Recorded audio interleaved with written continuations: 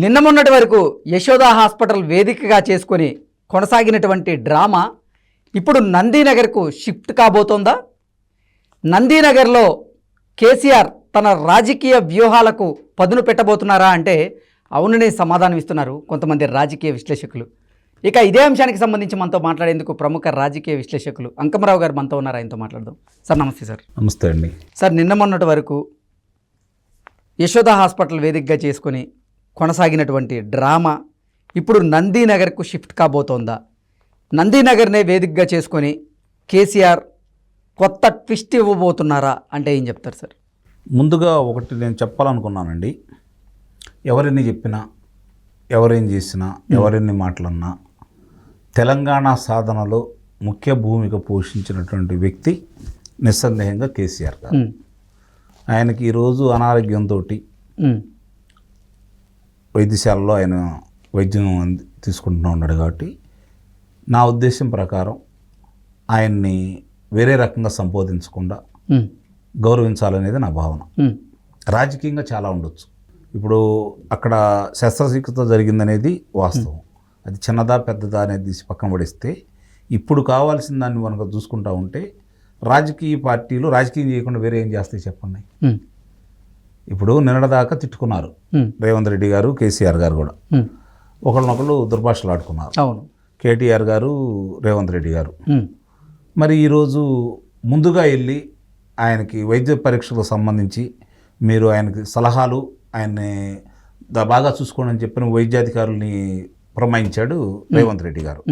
అలాగే అతను చాలా పరిణితి చెందిన వ్యక్తిలా ప్రవర్తించేసి, నిస్సందేహంగా పరిణితి చెందిన వ్యక్తి, అందులో సందేహమే లేదు, వెళ్ళేసి మాజీ ముఖ్యమంత్రిగా ఉన్నటువంటి కేసీఆర్ గారిని పరామర్శించేసి ధైర్యం చెప్పి రావడం కూడా జరిగింది. తర్వాత ఎన్నో రకాలుగా ఇబ్బంది పెట్టాలని చూసి ఒకనాడు తన గురువు ఆయన సహచర్యంలో మంత్రివర్గంలో ఉండేసి మరి ఆయన బలం పెంచుకున్నటువంటి కేసీఆర్ గారు గురువునే తోలనాడుతూ ఎన్ని ఇబ్బందులు పెట్టినా కూడా అవన్నీ మనసులో పెట్టుకోకుండా ఒకనాటి తన సహచరుడు అనారోగ్యం పాలయ్యాడని చెప్పని పెద్ద మనసుతో వచ్చి పలకరించి వెళ్ళాడు చంద్రబాబు నాయుడు గారు. అది వాళ్ళ పరిణితికి, వాళ్ళ మంచి మనసుకి మనకి నిదర్శనంగా చెప్పుకోవాలి.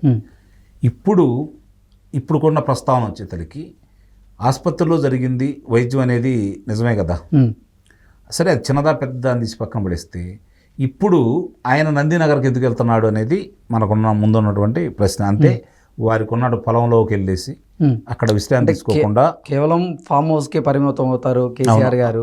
అదే చెప్పబోతున్నాను.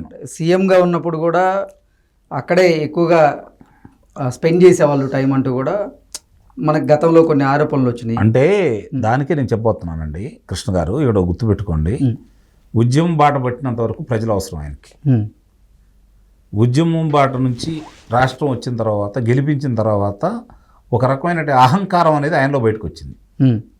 అహంకారంతో పాటు ఏ విధంగా వచ్చిందంటే ప్రతిపక్షాలు అనేది ఎవరు ఉండకూడదు, నేను తప్ప, తెలంగాణ అంటే కేసీఆర్, కేసీఆర్ అంటే తెలంగాణ, ఈ రెండే వినపడాలనే భావంతో ఆయన ముందుకెళ్ళాడు. ముందుగా ప్రతిపక్షాలను నిర్వీర్యం చేయాలి. ప్రతిపక్షం బలంగా కనపడుతుంది అంటే వాళ్ళకి తెలుగుదేశం పార్టీ ముందుగా దాని మీద దృష్టి పెట్టేశారు. అట్లానే తెలుగుదేశం పార్టీని ఒక రకంగా ఖాళీ చేసినంత పని చేయించారు. తదుపరి ఎన్నికలు వచ్చినాయి, బలం పెరిగింది. 63 నుంచి ఆయనకి 88 స్థానాలు రావడం కూడా జరిగింది. అయినా సరే ఆయన మనసు అంగీకరించాల. మిగిలిన 31 స్థానాల్లో 7 మిత్రులు వదిలేస్తే 24 స్థానాలు వీళ్ళు ఎందుకు ఉండాలనే భావన ఆయనకు వచ్చేసింది. మరి వాళ్ళ నుంచి కూడా తెలుగుదేశం పార్టీలో 2 శాసనసభ్యుల్ని కాంగ్రెస్ పార్టీ వాళ్ళని కూడా తీసుకోవడం కూడా జరిగింది. రాజకీయం చేశాడు, ఒంటెద్దు పోకడ పోయాడు, అహంకారంతో ప్రవర్తించాడు, నోటికొచ్చిన మాటలన్నీ మాట్లాడేశాడు, తిరుగులేదనుకున్నాడు. నేను బ్రతికున్నంత వరకు పశ్చిమ బంగాల్లో జ్యోతి బస్ గారు అయితే ఎట్లా పరిపాలన చేశారో అట్లానే నేను వద్దు అనుకునేంత వరకు ఈ తెలంగాణ ప్రజలు నా మాట వింటారని భావించాడు ఆయన. కానీ ఇలాంటి ఎదురు దెబ్బలు తగ్గుతాయని అతను ఊహించాల. కానీ ఇప్పుడు పరిస్థితులు ఎదుర్కోవాల్సి వస్తుంది ఆయన. మరి రేపు పొద్దున పోయి అక్కడ కూర్చున్నారు అనుకోండి, పొలంలో ఆ ఇంట్లోనే ఉన్నారనుకోండి, వీళ్ళందరూ అక్కడికి వెళ్ళాలంటే బతికిస్తూ ఉంటారు. ఇక్కడంటే అందుబాటులో ఉండొచ్చు. రేపు ఏదైనా జరిగినా కూడా, ఏదైనా మాట్లాడాలి వచ్చినా కూడా, ఇప్పుడు అనారోగ్యంగా ఉన్నా కూడా రోడ్డు మీదకి వస్తే మళ్ళీ ప్రజల్లో సానుభూతి పెరిగి ఈ సమస్యల గురించి ఏదైనా మాట్లాడొస్తే ఇంట్లో గుండి కాకుండా వీళ్ళందరూ వస్తూ ఉంటే అందుబాటులో ఉంటారు. ఇప్పుడు ఆయన భయం ఏంటంటే అధికారంలో ఉండగా నేను ప్రతిపక్షాలను ఎలా అయితే ఇబ్బంది పెట్టి ఆ శాసనసభ్యులు లాక్కున్నానో టక్కు టమారా గోకర్ణ గజకర్ణ విద్యలన్నీ ఆయనకు తెలుసు కాబట్టి దాన్ని మించిన వ్యక్తి రేవంత్ రెడ్డి గారు అనే భావన వాళ్ళలో ఉంది కాబట్టి ఆయన ఎన్ని ప్రయోగించి మా వాళ్ళని తీసుకెళ్తారనే అభిప్రాయంతో ఇక్కడే ఉంటున్నారని ఎందుకు అనుకోకూడదు? వాళ్ళని రక్షించుకోవాలనే ఆలోచన ఒక రాజకీయ పార్టీ అధినేతగా, ఆయనదేం జాతీయ పార్టీ రేవంత్ రెడ్డి గారిది, ఆయనకి పైన ఉంటారు అదుభాగ్యులు చేసేవాళ్ళు. అవును. కానీ ప్రాంతీయ పార్టీ మూలాలను వదిలేసి, ప్రాంతీయ పార్టీ యొక్క ఆలోచనలను వదిలేసి జాతీయ పార్టీకి వెళ్ళిన తర్వాతే అతను పత్రం మొదలైంది కేసీఆర్ గారిది. ఇప్పుడు ఈ పరిస్థితుల్లో రేపు పొద్దున ఎక్కడికైనా వెళ్తే ముందు నీ చూసుకోవయ్యా, నీళ్ళు సగం పెట్టుకోకుండా మా దగ్గరికి వచ్చావంటారనే బాధ ఒకటి ఉంటుంది. కాబట్టి దానికి తోడు వీళ్ళు ఎంతమంది ఇప్పటికే మాటలు పడతా ఉండే కాబట్టి ఎంతమందిని వీళ్ళు లాక్కుంటారు.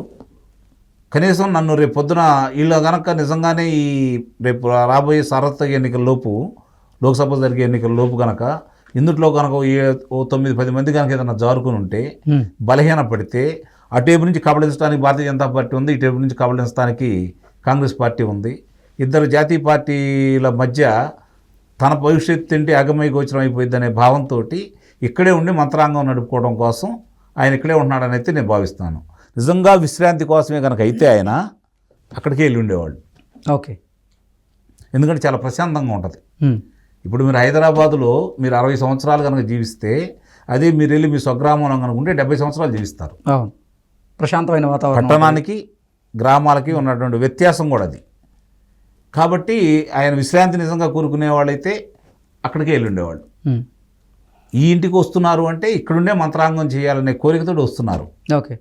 యశోద హాస్పిటల్ వేదికగా చేసుకొని కేసీఆర్ గారు చేస్తుంది మొత్తం కూడా డ్రామా, అది పీకే వ్యూహంలో భాగం అంటూ కూడా కొన్ని వార్తలు బయటకు వచ్చాయి. ఈ నేపథ్యంలో అదే డ్రామాని ఇప్పుడు నందీనగర్కి షిఫ్ట్ చేస్తున్నారు తప్ప మరేదీ లేదు. అంటే తెలంగాణలో మళ్ళీ లోక్సభ ఎన్నికలు దగ్గర పడుతున్న నేపథ్యంలో లోక్సభ స్థానాలను వీలైనన్ని కైవసం చేసుకోవాలంటే కొంత సింపతి ఉండాలి. ఆ సింపతి కోసమే ఇటువంటి డ్రామాలు చేస్తున్నారంటూ కూడా కొంతమంది ఆరోపణలు చేస్తున్నటువంటి పరిస్థితి కూడా ఉంది. అసలు ఏది మనం ఎలా దీన్ని విశ్లేషించుకోవచ్చు సార్? అదేనండి నేను చెప్పాను. అతను ఏం చేశాడు, ఏం చేయలేదు, జరిగింది నిజమా అబద్ధమా అంటే మన చేతుల్లో లేదు. వైద్య బృందాలు చెప్పాలి. వైద్య బృందాలు వివరించిన వెల్లడి ప్రకారం మనం మాట్లాడుకుంటూ ఉంటాం. ఇప్పుడు అక్కడ జరిగింది, వీళ్ళు వెళ్ళి చూశారు. ఏం జరిగిందనేది వీళ్ళైతే చూడలేదు, మీరు చూడలేదు, నేను చూడలేదు. అది నాటకమైనా నిజమైనా మనం చేయగలిగిందంటూ ఏమి లేదు. ఇప్పుడు మాట్లాడుకోవాల్సింది ఏంటంటే ఆయన పరామర్శించడానికి వివిధ రకాలుగా వచ్చేసారు. ఒక రకంగా మానసికంగా శారీరక గాయానికంటే కూడా ఈ బాధ ఎక్కువగా ఉంది ఆయనకి. ఆయన ఊహించలా రేవంత్ రెడ్డి గారు వస్తారేనో, లేకపోతే చంద్రబాబు నాయుడు గారు వస్తారేనో, ప్రతిపక్షాలకు సంబంధించి ఇంతమంది వస్తారేనో, ఆయన మా ఇంట్లో మాట్లాడడానికి విభిన్నంగా జరుగుతుంది ఇక్కడ. ఆయన అనుకున్న ఆయన ఊహలు ఏది ఇప్పుడు అందట్లా. ఒకప్పుడు ఆయన ఏది ఊహించాడో అవన్నీ నెరవేర్చుకోగలిగాడు. ఓకే. అంటే రేవంత్ రెడ్డి గారు పరామర్శించడానికి వస్తారని, అలాగే చంద్రబాబు గారు వస్తారని ఊహించలేదు. ఆ యొక్క వాళ్ళిద్దరికి పేరు రావడం కూడా తట్టుకోలేని పరిస్థితిలో ఉన్నారు ఇప్పుడు వాళ్ళు. ఓకే. కాబట్టి మీరు అన్నట్టు వ్యూహాల్లో భాగంగా ఉండొచ్చు, నాటకాలు కావచ్చు, ఏదైనా కావచ్చు.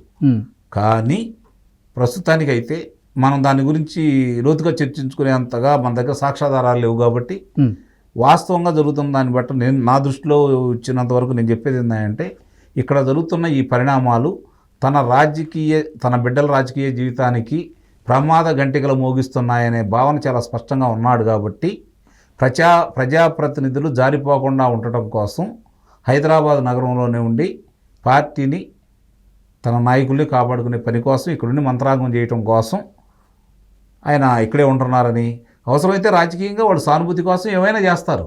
అంతిమంగా విజయం సాధించడం కోసం రేపు పొద్దున మళ్ళీ ఆ రోజు ఏ విధమైనటువంటి ప్రజల యొక్క మన్ననలను పొంది అధికారంలోకి వచ్చారో మళ్ళీ తిరిగి అధికారంలో రావడం కోసం ఉండాలి అంటే ఈ తన దగ్గర ఉన్నటువంటి 39 మంది శాసనసభ్యుల్ని కాపాడుకోవాల్సిన బాధ్యత ఆయన మీద ఉంది. కాబట్టి దానికోసం ప్రయత్నం చేస్తారని, సహజంగానే అధికారుల కోసం రేపు రాబోయే సార్వత్రిక ఎన్నికల్లో మరి ఇంకా రెట్టింపించిన స్థానాలు సంపాదించుకొని తన బలం నిరూపించుకోవడం కోసం, వ్యూహాలు రచించుకోవడం కోసం అందరినీ దగ్గరికి పిలుచుకొని మరి రేపు మామూలుగా పద్దుల మీద చర్చ కూడా జరిగింది కాబట్టి జమా ఖర్చుల మీద, దాంట్లో కూడా ఏ వ్యూహాలు పన్నుకోవాలనే ఆలోచనతోటి వీళ్ళని కాపాడుకుంటూ పార్టీ భవిష్యత్తును కూడా కాపాడుకోవాల్సిన బాధ్యత ఆయన భుజస్కంధాల మీద ఉంది. కాబట్టి ఆయన ఇక్కడ నందీనగర్కి మారారని అయితే నేను భావిస్తున్నాను. Okay. Okay sir, thank you so much.